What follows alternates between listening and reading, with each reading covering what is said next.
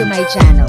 Ang channel na maghatid sa iyo ng dagdag kaalaman tungkol sa government services, bagong mga balita at informative videos na galing sa legit na resources. Mag-subscribe na para updated ka.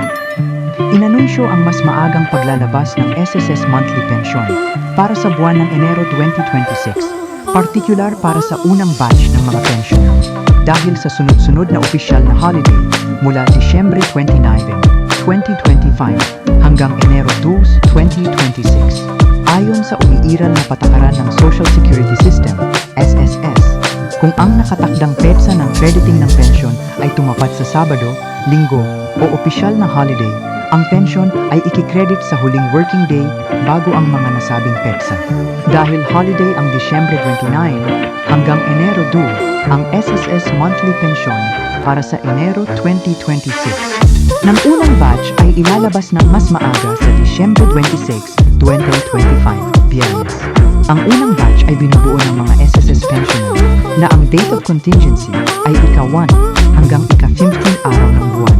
Sa ilalim ng SSS Pension Schedule, ang mga pensioner na kabilang sa grupong ito ay karaniwang tumatanggap ng kanilang buwanang pensyon tuwing ika-1 ng pension month. Subalit dahil ang unang mga araw ng Enero 2026 ay sakop ng holiday break, inilipat ang crediting sa mas maagang petsa. Pinapayuhan ang mga SSS pensioner na regular na i-check ang kanilang ATM o UMID card accounts, siguraduhing aktibo at walang problema ang kanilang bank account at maging maingat sa mga maling impormasyon at umasa lamang sa opisyal na abiso. Ang maagang pag-release ng pensyon ay layong matulungan ang mga pensioner sa kanilang pangunahing pangangailangan, lalo na sa panahon ng bagong taon kung kailan mas mataas ang gastusin. Patuloy na inaasahan ng SSS na magbibigay ng karagdagang abiso kung may iba pang pagbabago sa schedule ng pensyon para sa iba pang batch ng mga pensioner. If sa tingin mo, natulungan ka ng video ko na ito, nakasave ka sa oras mo, you can click yung thanks button at any amount ay malaking help sa pag-grow ng channel ko. Yun lang po muna ang aking update. Sana ay nakatulong na dagdag kaalaman ang aking shinare today. Ang goal ng aking channel ay mag-create ng awareness.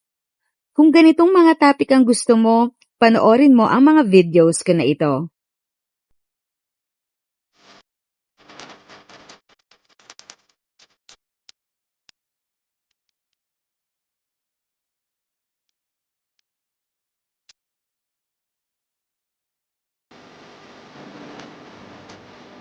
Thanks for watching! Kung may kapamilya, kaibigan o kakilala sa tingin mo ay magiging interesado sa video, please share or tag sila sa comment section. At syempre, if nagustuhan mo ang video, i-like mo na ito at subscribe ka na din. As always, feel free to write your questions, comments, and opinions respectfully. And continue to be a blessing and stay safe!